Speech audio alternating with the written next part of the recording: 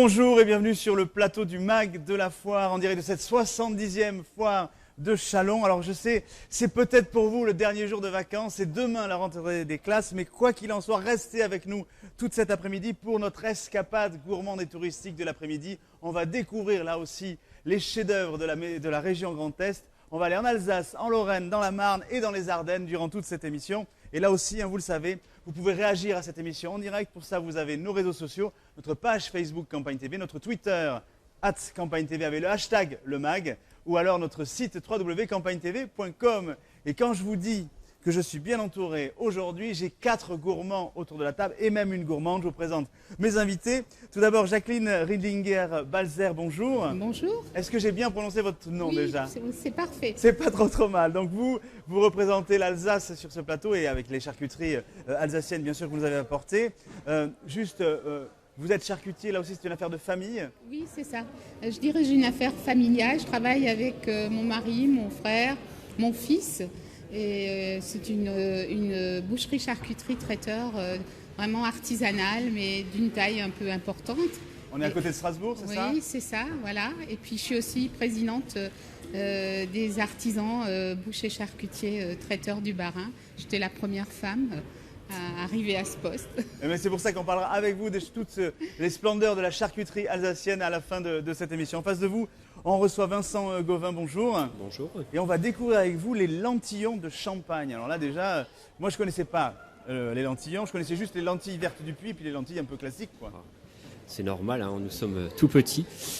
Donc le lentillon de la Champagne, effectivement, il existe depuis longtemps en Champagne.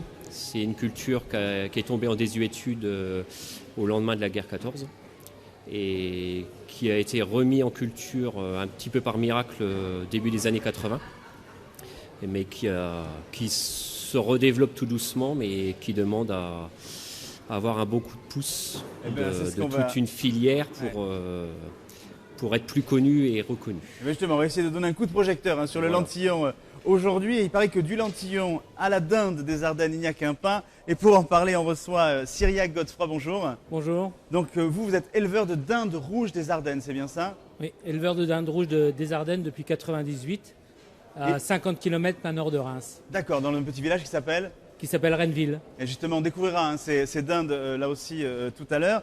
Dernier invité, et non des moindres, il a un métier, je pense qu'il y a beaucoup de gens qui nous regardent, qui aimeraient avoir ce même métier, puisqu'il est animateur de la filière vin et Mirabelle de Lorraine. Alors là aussi, métier de rêve finalement. Oui, ça va, on n'a pas à se plaindre. Jérémy Soulier, c'est ça, vous êtes animateur à la Chambre d'agriculture? Oui, exactement, je m'occupe des signes de qualité lorrains, et parmi lesquels les vins et les Mirabelles. Voilà. Donc les Mirabelles de Lorraine qui ont une IGP, et les 3 filières vins, IGP Côte de Meuse, AOC Moselle et AOC Côte de Toul. Voilà, mais vous avez bien vu, je ne vous ai pas menti. On va passer 1 heure en compagnie, là aussi, d'experts de chacun des filières qui représentent. Et on va commencer justement par, j'allais dire, moi ce qui m'a le plus titillé en préparant cette émission, c'est la dinde rouge. Parce que je ne savais pas, Cyriaque Godefroy, qu'il y avait une race rustique et ancienne qui s'appelait la dinde rouge. Elle vient d'où cette race? Elle vient des Espagnols qui ont monté jusque dans les Flandres belges dans les années 1500, quand ils envahissaient toute l'Europe. Ils ont laissé quelques spécimens dans les Ardennes et à ce sujet. Et elle s'est très bien acclimatée au climat des Ardennes. Les éleveurs, les paysans de l'époque ont commencé à l'élever, puis elle s'était très bien plu. Manque de peau, dans les années 70, quand on voulait faire la viande très vite et pas cher, comme elle, il lui faut minimum 6 à 8 mois d'élevage. Elle n'était pas rentable.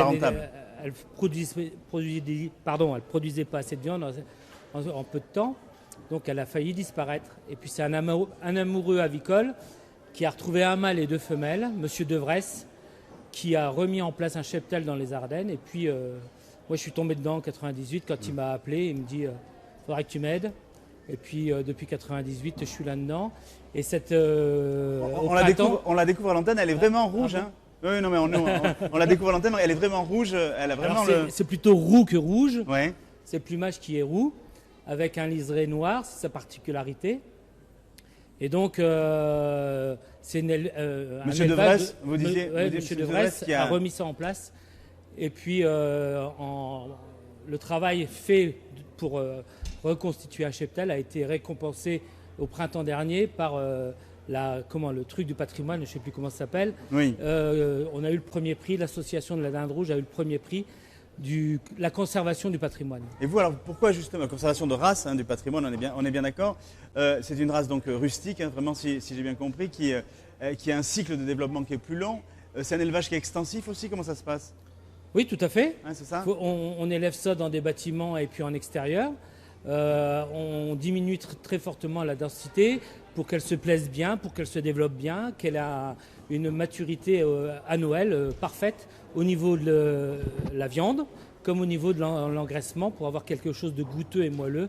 Et quand on nous dit la dinde c'est sec, les premiers consommateurs qui ont essayé ils reviennent, donc on convainc à chaque coup et c'est le plus beau, la plus belle récompense qu'on peut avoir quand un consommateur nous dit vous nous avez réconcilié avec la dinde. Et c'est vraiment parce qu'il y avait ce goût-là et cette qualité-là de viande que ça vous a convaincu justement d'élever ce type de race. Ouais. Travailler pour faire plaisir à mes congénères, à mes concitoyens, élever quelque chose qui vit, qui se développe en pleine nature, ça c'est mon métier. Faire autre chose, je ne sais pas faire. Je suis agriculteur par ailleurs en grande culture. J'aime la terre, je touche la terre, je vois ce qui passe dedans, il faut que ça vive. Et donc cette dinde-là, vous rentrez dedans, ça vole dans tous les sens. Et c'est ça qui est plaisant, c'est jamais la même chose. Et pour qu'on s'imagine justement votre exploitation, votre élevage, il y a combien d'individus? Il y a 3000 animaux au maximum sur 2 hectares, 2 hectares et demi. Ouais, donc ils ont de la place quand même. Et puis ça permet d'avoir un bon développement. Vous parlez de Noël tout à l'heure, parce que c'est une dinde qui est uniquement consommée en période de fête ou elle est consommée toute l'année en fait? Non, on commence à l'élever au mois d'avril pour avoir des dindes bien matures au moment de Noël. Sachant qu'il faut 6 à 8 mois, ça veut dire que les premières vont avoir 8 mois d'élevage, donc ils vont avoir un état d'engraissement optimum, une fibre qui va être finie, et quand on va la déguster à Noël, ou alors on fait de la transformation aussi, on a quelque chose de moelleux, qui est goûteux, qui laisse un arrière-goût en bouche, un peu comme un bon vin qui laisse quelque chose en bouche. Là, la dinde, elle laisse quelque chose dans la bouche à chaque fois. Là aussi, c'est la qualité de l'alimentation, en premier lieu, qui influe sur ce moelleux de la viande. Alors oui, parce qu'on l'élève avec nos céréales, mais c'est la race intrinsèque qui par elle-même, du fait de sa croissance très lente, donne cette qualité de viande-là. L'alimentation fait en plus, parce qu'on la finit aussi au lait, comme je l'ai pas dit. Oui, comme vous ne l'avez pas dit, oui. Et donc ça parfait sa maturité en état d'engraissement.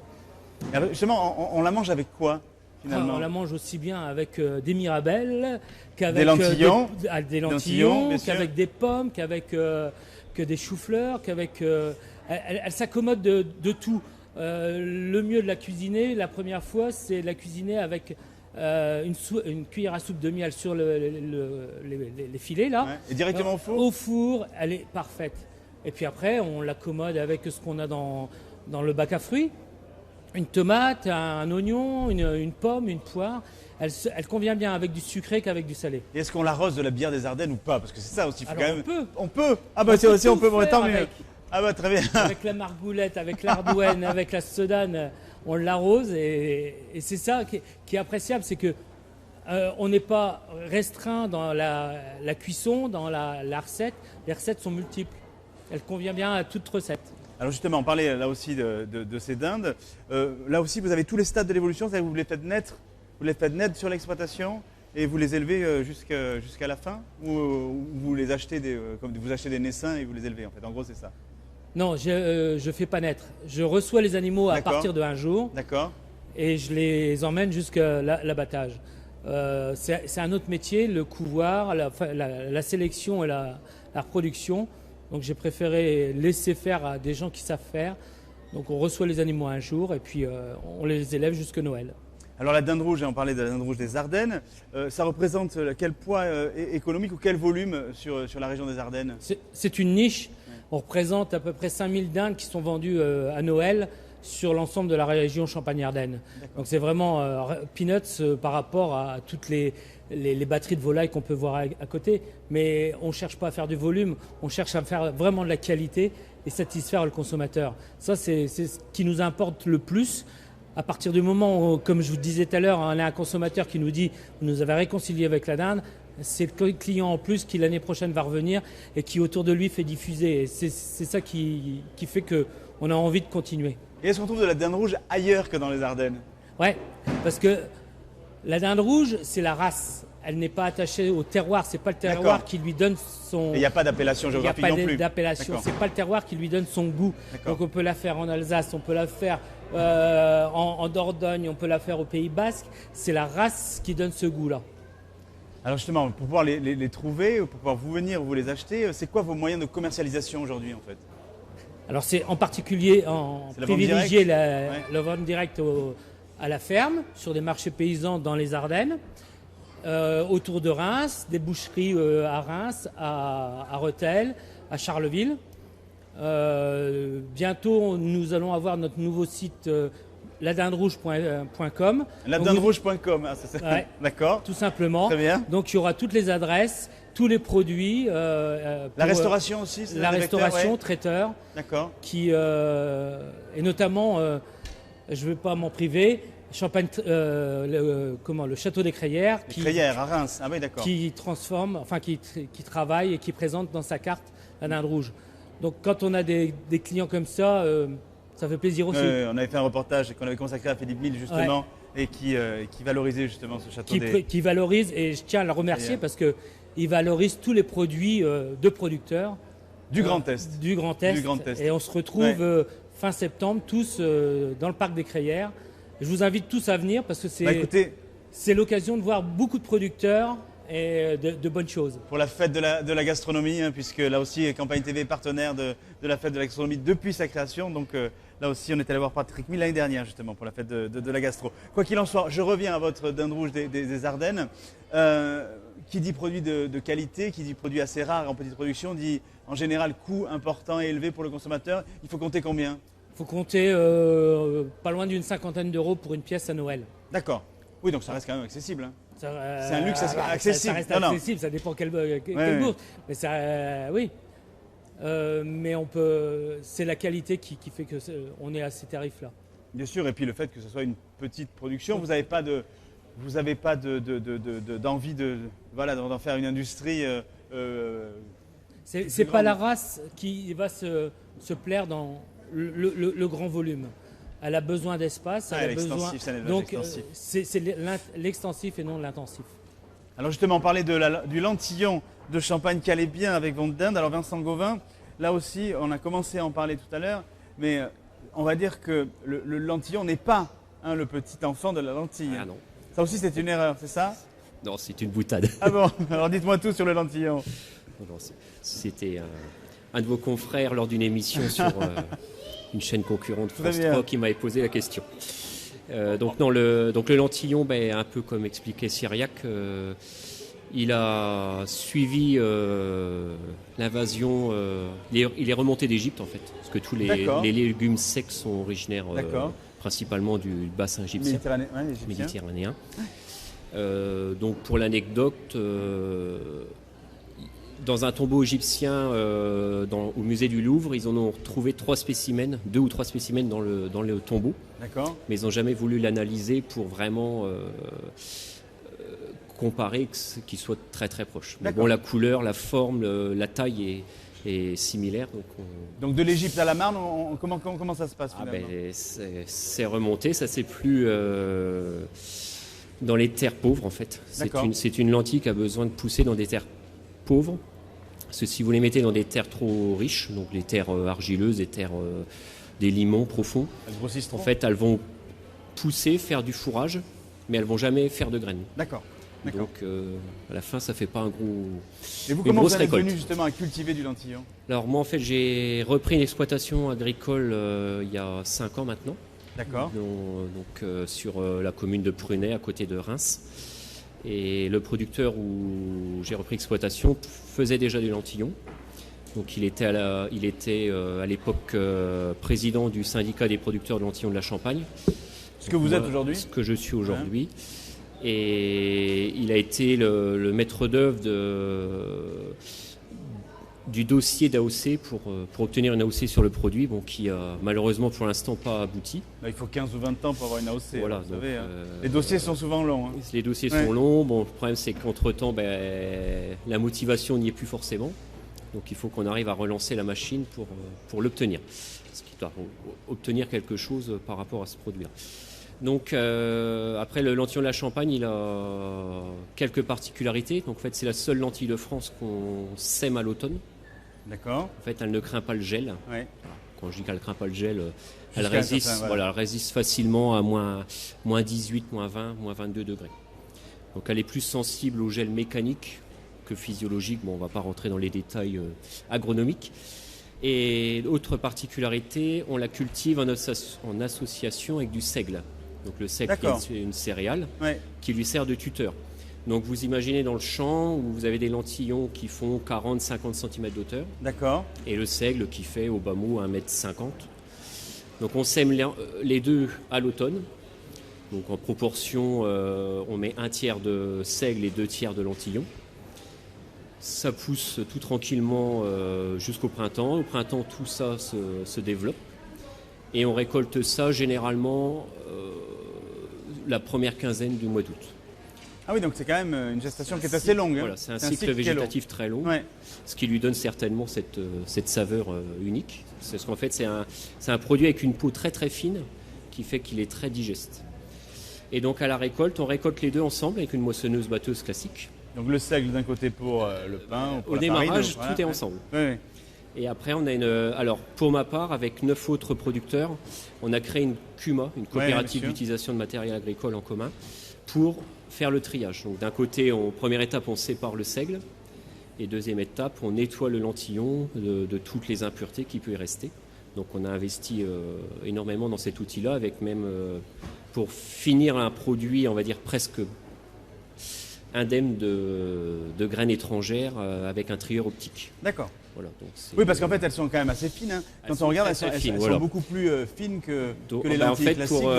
Voilà, par rapport à la lentille. Trier, c'est encore plus compliqué. Oui, c'est ça. À trier, c'est très, très, très compliqué. Grosso modo, dans 1 kilo, vous avez 28 000 graines. D'accord. Oui, c'est dire, mais c'est vrai qu'elles sont petites. Hein. Voilà. Donc, quand on veut trier un petit échantillon pour voir la proportion à la récolte, on n'en prend pas 1 kilo. Hein, on prend un tout petit peu. Ouais.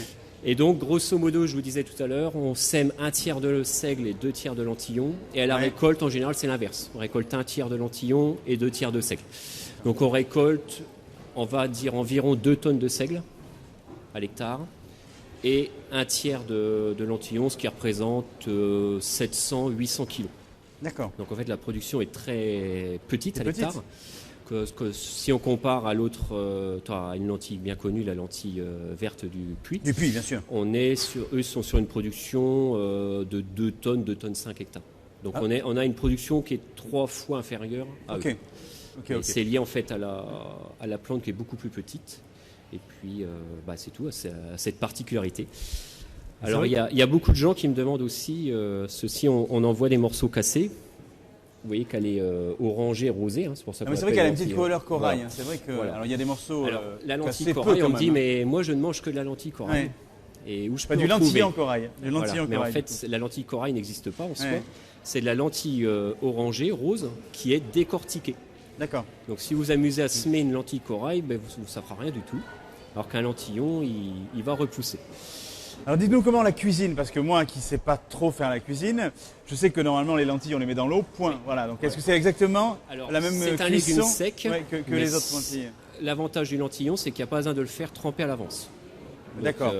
Chose que certains, ça les rebute, de dire je vais faire des haricots secs, mais il faut les faire tremper, ou du pois chiche, des choses comme ça. Les ménagères ont de moins en moins de temps, vous savez. Hein. Donc le lentillon, vous les mettez dans 3 fois le volume d'eau froide.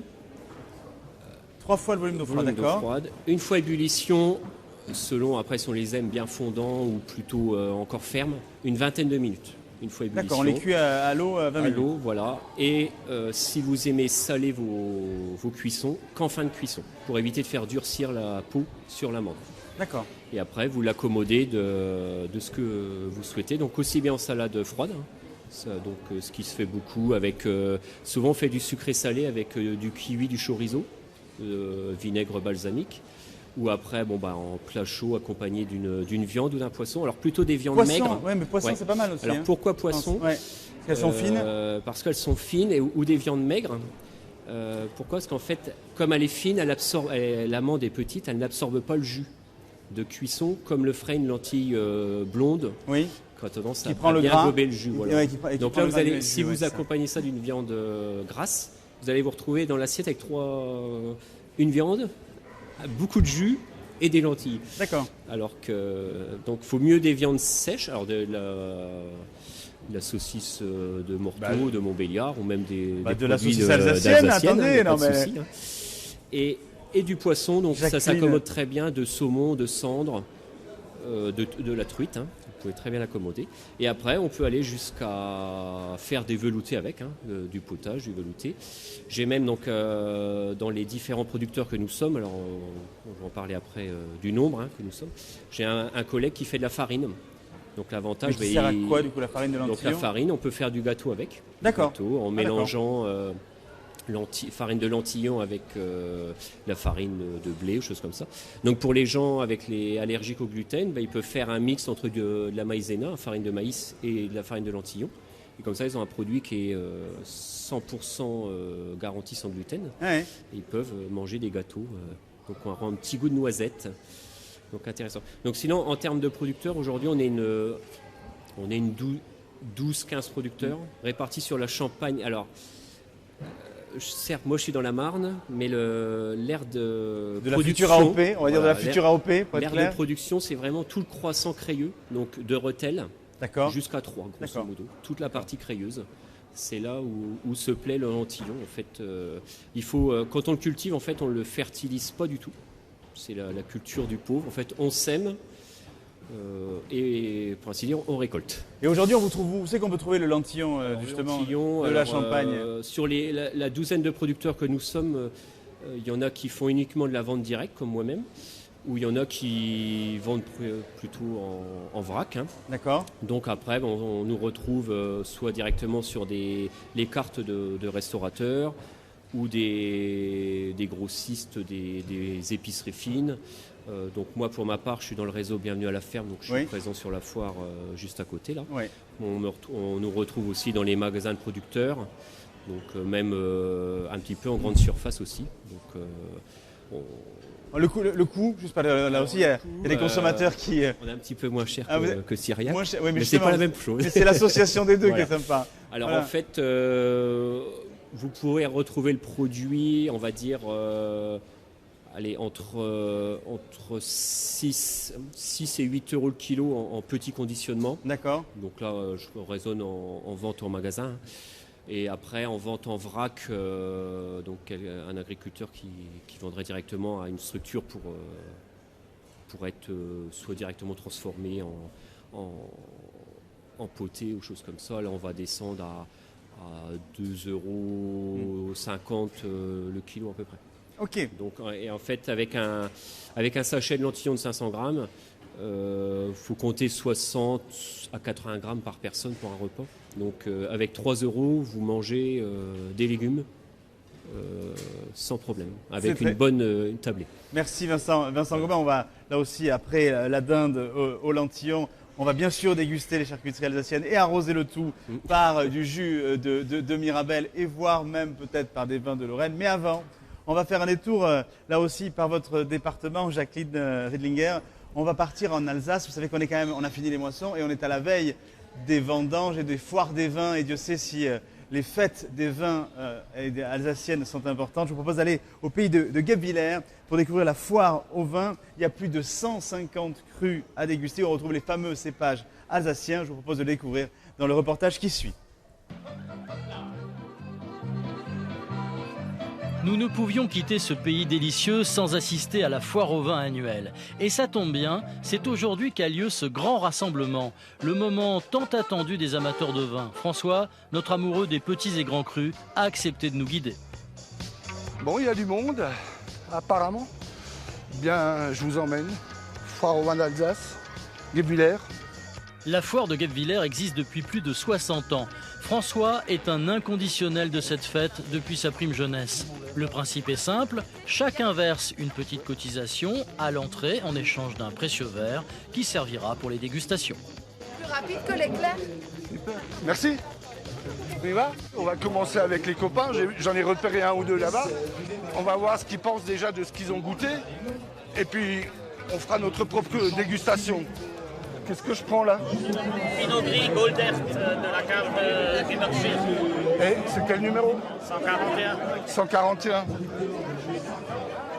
Salut. Excusez-moi.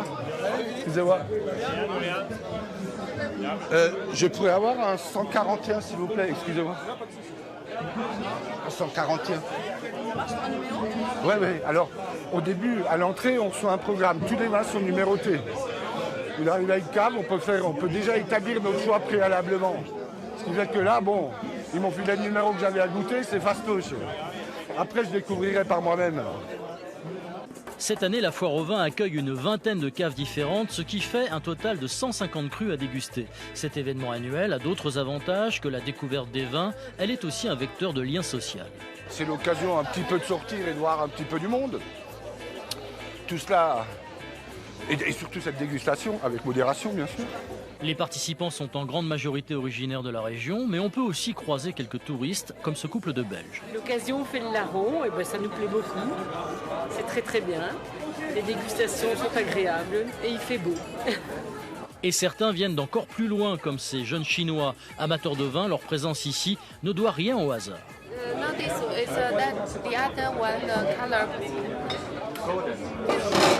This one? Yeah. 这是您的吗？这是您的吗？妈妈。One more time. It's sweet or oh, it's sweet. Very sweet. Yeah.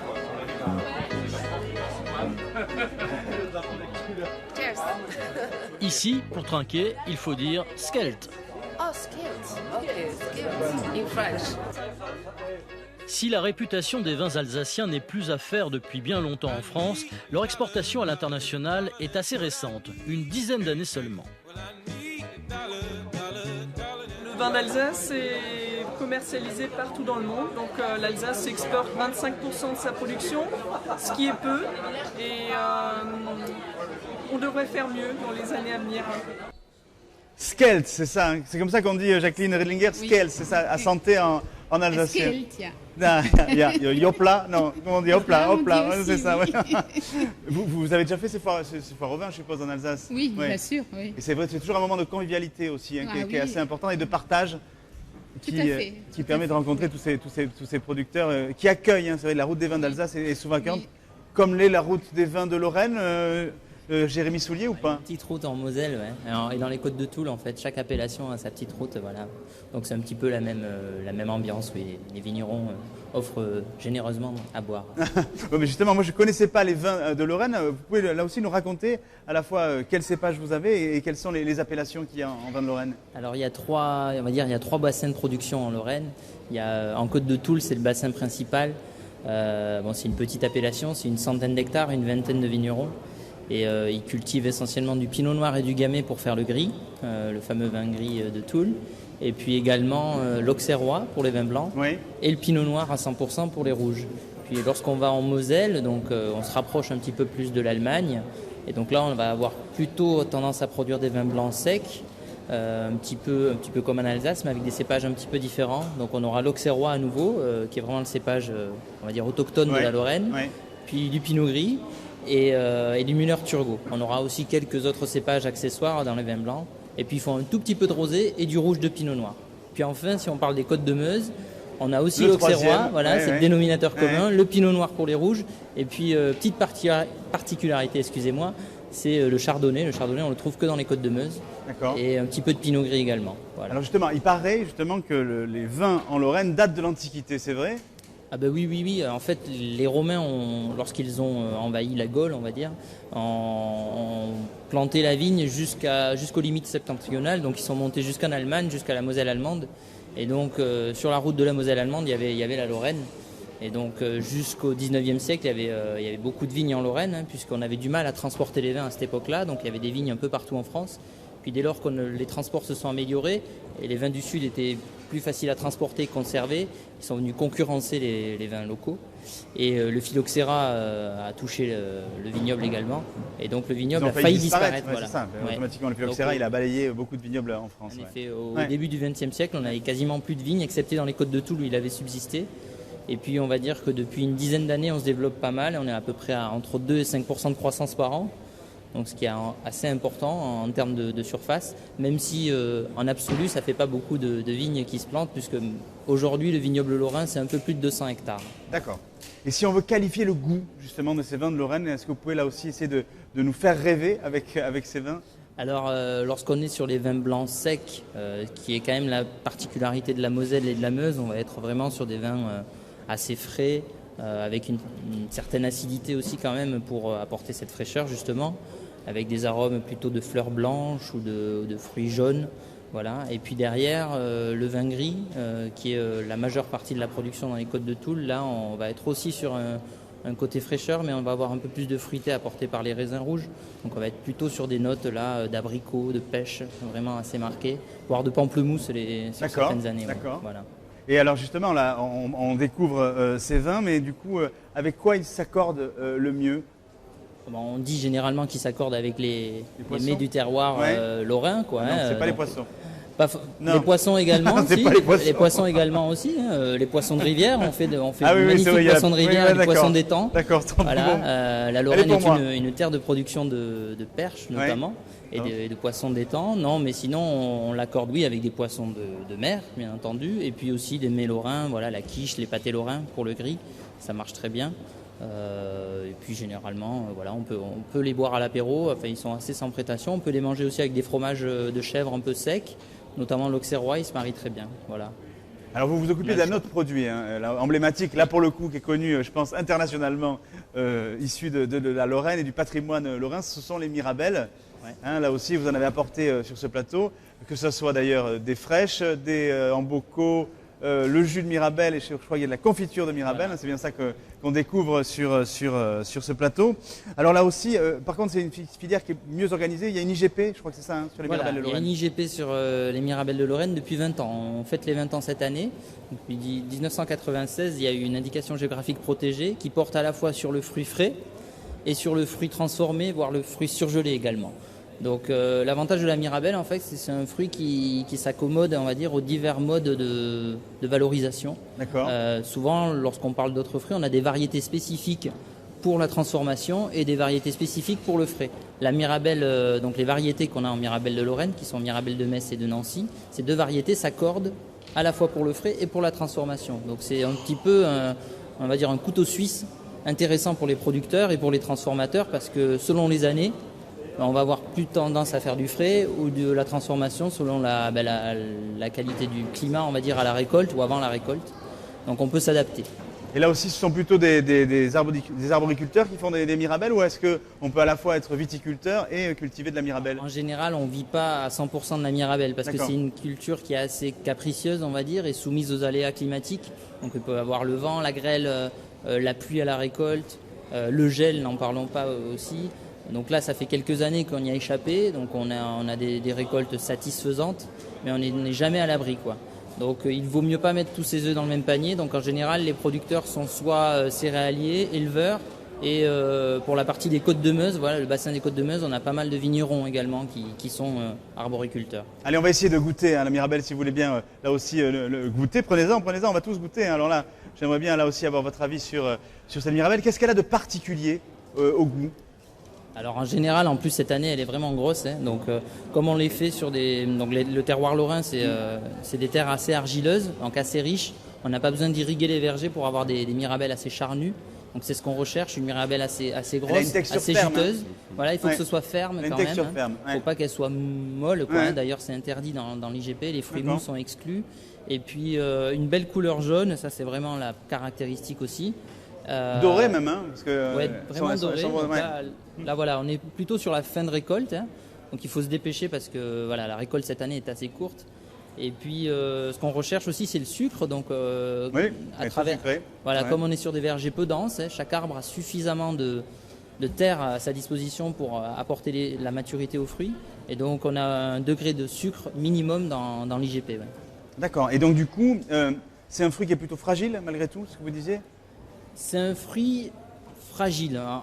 C'est assez relatif parce qu'il y a d'autres fruits qui sont beaucoup plus fragiles. Hein. Ce fruit-là, on peut le récolter mécaniquement, le faire tomber sur des bâches et il résistera relativement bien au choc.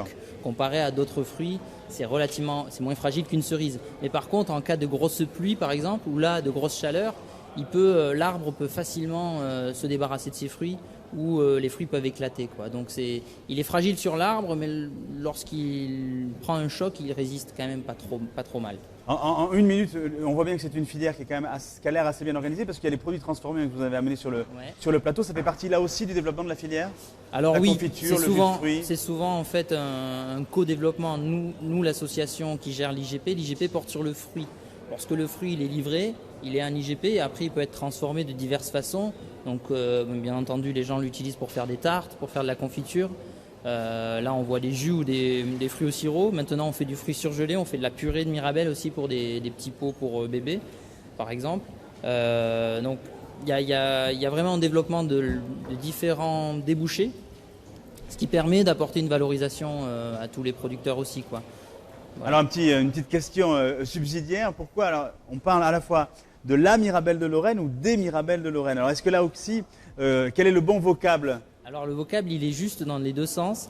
La Mirabelle de Lorraine, c'est l'AOC sur l'eau de vie, dont on n'a pas parlé encore. Le schnapps donc? Voilà, l'eau de vie de Mirabelle de Lorraine, on en parle au singulier. L'AOC c'est Mirabelle de Lorraine au singulier. L'IGP c'est Mirabelle de Lorraine au pluriel. Voilà. Pour éviter la confusion, on a mis... C'est comme la prune et les prunes en fait. C'est à peu près ça. C'est un peu la même chose. Donc pour éviter la confusion entre les deux signes de qualité et les deux filières qui sont, même si elles sont interdépendantes, elles sont quand même différentes, on a fait un vocable différent. Donc on a mis au pluriel l'IGP Mirabelle de Lorraine. Moi ce que je vous propose c'est qu'on va là aussi partir pour un reportage dans la foire de Châlons, mais on va essayer pendant justement ce reportage de déboucher la bouteille de nectar de Mirabelle pour essayer de la goûter et on se retrouve juste après. Mais avant, on va dans les allées de cette foire de Châlons pour aller découvrir un restaurant spécifique, le restaurant de la ferme gourmande qui met en valeur les bons produits fermiers du Grand Est et des petits producteurs. Un duplex de Julien Roquesurgé. Alors aujourd'hui, on va encore se régaler avec un restaurant différent, avec un concept différent. Je suis avec Alexandre Blondeau. Alors qu'est-ce qu'il a de particulier ce restaurant à la foire de Châlons? Eh bien, notre restaurant est un vrai restaurant de produits locaux, de produits régionaux, qui est là depuis plusieurs années. Et notre concept, c'est de travailler avec des produits de notre production, mais aussi les produits des producteurs fermiers de la région de la Marne, de la région Champagne, Ardennes, et puis maintenant Alsace-Lorraine, évidemment, quoi. Donc chaque jour, un produit frais, un produit d'une autre ferme, un plat du jour différent, c'est bien ça? On a quoi aujourd'hui? Alors effectivement, le principe, puisqu'on ne peut pas mettre tout le monde à la carte tous les jours, c'est de changer le plat du jour tous les jours avec un plat d'une ferme différente chaque jour. Alors aujourd'hui, on a encore le coq au vin, parce que hier les grandes chaleurs ont fait que le coq au vin n'a pas été, on va dire, a été un peu boudé. Donc aujourd'hui, on a toujours le coq au vin. Demain, on aura du lapin à la champenoise. Mardi, on aura du rôti d'agneau, on aura du foie de chevreau, on aura du boudin noir. Enfin, à chaque fois, un produit d'une ferme différente. Alors il faut venir pour écouler le coq au vin et tout le reste. Alors en dehors de ça aussi, vous avez un élevage, vous pouvez m'en dire un peu plus, et votre ferme est bien particulière. Alors nous sommes à la base éleveurs de chèvres et producteurs de fromage de chèvre. Et c'est vrai que nos salades ici contiennent du fromage frais, contiennent du vieux fromage sec pour les amateurs. Et on est à 15 km de Châlons-en-Champagne, donc les gens nous connaissent un petit peu dans la région. Hein. Et notre exploitation est aussi ouverte au public toute l'année. On peut venir s'y restaurer le week-end, on peut venir se balader en famille, hein, papy, mamie, les petits-enfants ou toute la famille entière. Et les gens ont accès libre à l'exploitation. Hein, c'est pas une aire de jeu, hein, mais c'est un endroit qu'on peut visiter pour voir un peu comment on travaille, voir comment les animaux travaillent, découvrir ce qu'ils mangent, comment on les élève et comment nous on estime faire du bon fromage, quoi. Voilà. J'ai vu que l'accent est mis vraiment sur les enfants, le mercredi, les vacances scolaires, le samedi, dimanche, pour qu'ils sachent un peu plus comment ça se passe, les métiers à la ferme et les animaux. Ben oui, ça serait tellement bien que nos jeunes, nos enfants, puissent aller visiter les artisans, les exploitants de tous les métiers pour pouvoir être un peu éveillés sur leurs propres aspirations. Chez nous, ils peuvent le faire. Et puis savoir si finalement, plus tard, ils ne pourraient pas devenir éleveurs de chèvres. Ah aussi, il y a aussi de ça. Alors, il y a du fromage de chèvre. Vous le mangez comment, votre fromage de chèvre? C'est quoi la petite recette? Moi, c'est avec gourmandise en général, mais on peut le manger sous toutes les formes, hein. Le fromage de chèvre a cette particularité qu'il correspond à beaucoup de consommateurs. Il y a des gens qui l'aiment frais, des gens qui l'aiment crémeux, des gens qui vont l'aimer demi-sec, d'autres qui vont l'aimer très sec, dur comme la pierre, d'autres qui vont l'aimer cuisiné, d'autres cru. Donc en fait, on peut vraiment l'accommoder à toutes les sauces, quoi. C'est vraiment quelque chose d'universel. Et si on va en manger en dehors de la foire, où peut-on trouver ce fameux fromage de chèvre? Le nôtre, il est vendu en vente directe sur l'exploitation, c'est clair. Après, on a quelques points de vente sur Châlons, Vitry-le-François. On a aussi développé un magasin avec d'autres producteurs sur Reims. Et on fait le marché de Châlons-en-Champagne, le marché de Vitry-le-François, donc pour entretenir une relation locale, quoi. C'est important pour vous d'être proche des consommateurs, de pouvoir parler de votre métier, de votre façon de travailler? C'est le cœur du métier, hein. Nous, le principe, c'est de faire de la vente directe. Donc si on ne va pas vers les consommateurs, si on ne va pas sur les marchés, on se dénie un peu, quoi. En dehors de ça, si vous aimez bien Alexandre, on peut passer la nuit chez lui. Alors il y a une possibilité, voilà, pas trop nombreux, hein, mais effectivement on peut aussi vous louer un gîte pour les gens qui veulent venir passer quelques jours et puis se détendre et découvrir notre métier au quotidien, venir plusieurs fois, et ça c'est déjà vu, ouais, des familles avec des enfants, ouais, notamment. Et donc si on vient à la foire de Châlons et qu'on veut se restaurer, où êtes-vous à la foire de Châlons? Alors on est dans le hall 1, le hall de la restauration, et on est le stand dans l'allée A, c'est facile, hein, 1A, et le stand 101, donc il n'y a rien de plus facile, c'est tout le début, voilà. Merci beaucoup Alexandre et bonne continuation pour la ferme et pour ce restaurant. Moi je continue de me balader dans les allées du salon, de la foire de Châlons. À tout à l'heure.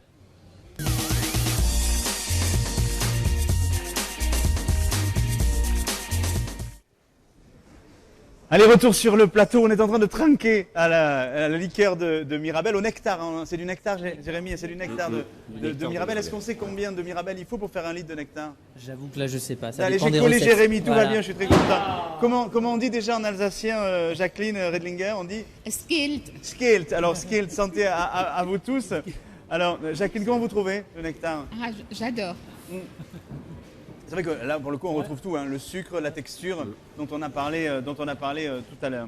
Allez, Jacqueline, avec vous, on va parler et déguster d'ailleurs, mais d'abord, on va en discuter des charcuteries alsaciennes. Hein. Je rappelle que vous êtes président de la corporation des artisans bouchers, traiteurs, charcutiers du Bas-Rhin et que là, vous dirigez là aussi, vous avez été la première femme justement à diriger 3 charcuteries en Alsace de la maison, donc Riedlinger-Balzer, qui est l'association de vos deux noms. Alors, quelles sont les caractéristiques de ces charcuteries alsaciennes? Alors, les charcuteries alsaciennes ont une grande influence rhénane.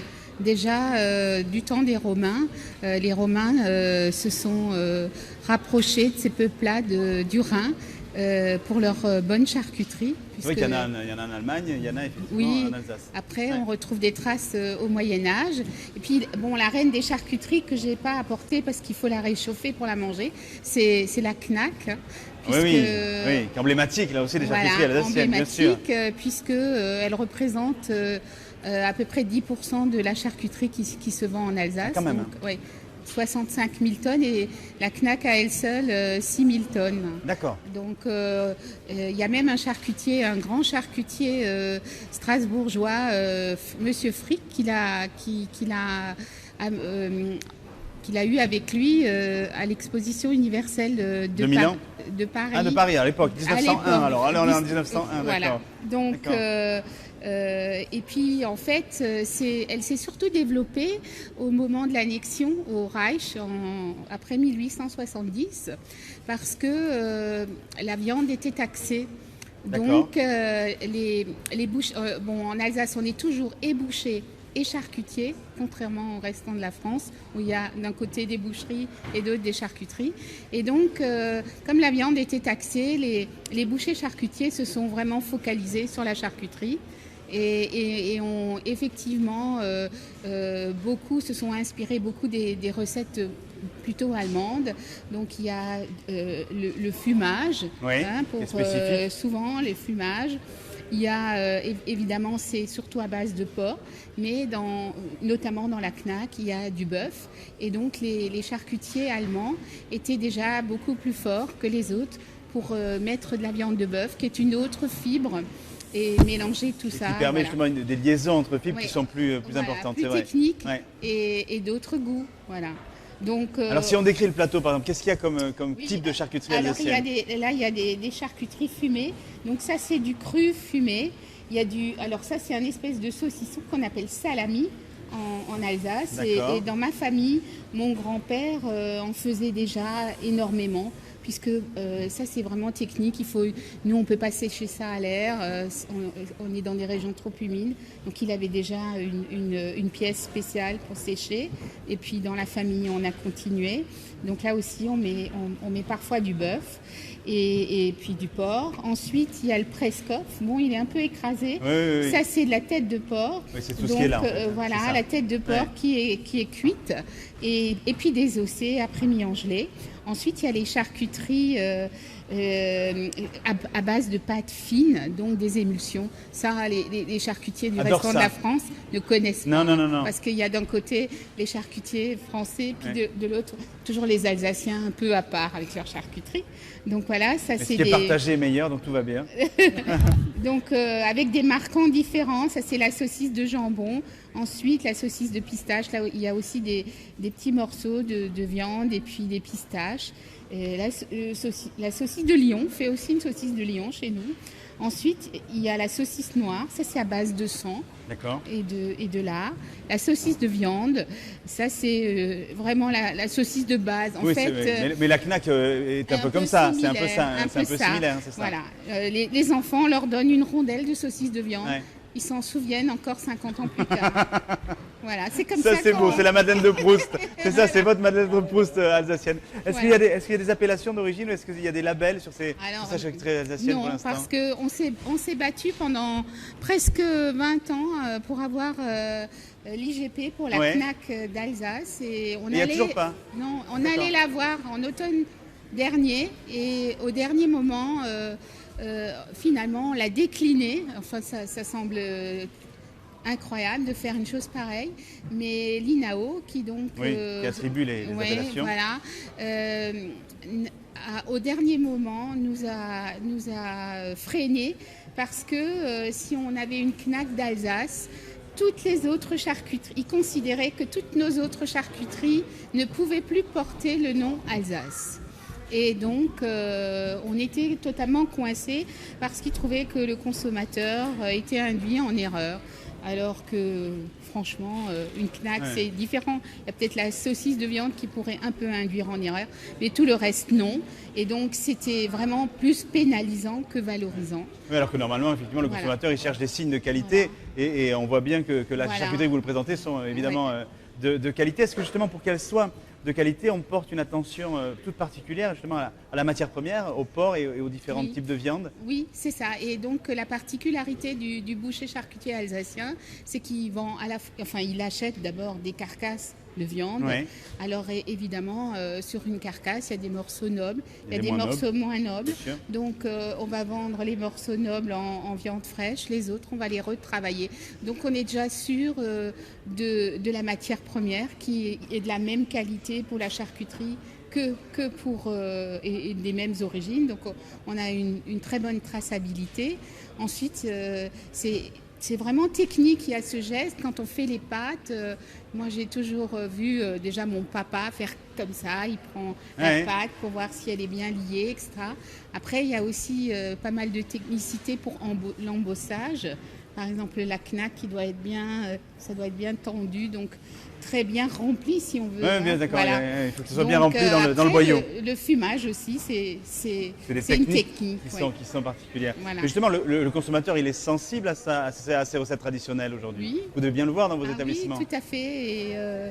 Et puis en plus, aujourd'hui, la charcuterie, c'est un produit qu'on peut picorer. Hein, on est à l'ère du picorage, donc voilà, les plateaux télé, ça peut être aussi avec notre charcuterie. Et bien justement, on va essayer de picorer dans votre plateau et retrouver nos madeleines de Proust d'enfance.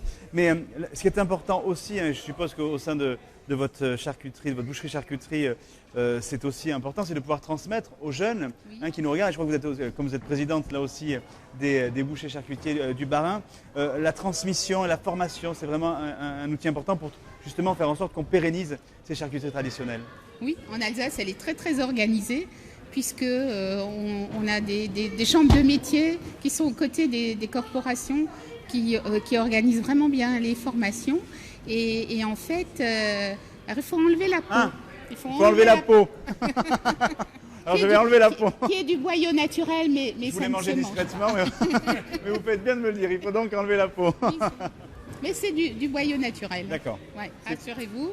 Et donc, on a de nouveau. Alors, évidemment, on a souffert des années où l'apprentissage n'était pas valorisé, mais maintenant, à nouveau, on a des filières qui sont bien complètes. On a des jeunes qui font des formations complémentaires. Par exemple, moi, j'ai une jeune fille qui est à la production, qui va démarrer un brevet de maîtrise. Donc, je trouve qu'il y a vraiment un nouvel attrait. Il y a un second souffle, et c'est vrai que sur ces métiers qui amènent de la valeur ajoutée, parce que c'est ça ce que vous faites tous dans vos territoires, c'est d'amener quand même de la valeur ajoutée, d'en créer sur des produits qui sont quand même assez de qualité et qui poussent là aussi vers une qualité vers le haut. Et c'est ça aussi que je pense que les jeunes viennent chercher dans vos métiers. Oui. Ouais. Merci en tout cas à tous d'avoir participé à cette émission. Vous nous avez donné envie d'aller en Alsace, en Lorraine, dans la Marne et dans les Ardennes. Là aussi, on va continuer à déguster ces produits. On va trinquer là aussi à votre santé. Et vous retrouverez dès demain Éric Jean-Jean ici dans le MAG de la Foire pour l'escapade gourmande qu'est ce MAG dans le Grand Est. Et nous, on se retrouve dès demain matin pour la partie actu de la Foire. Terre d'info, le JT à 11h. Mais d'ici là, vous le savez, cultivez votre jardin. Au revoir.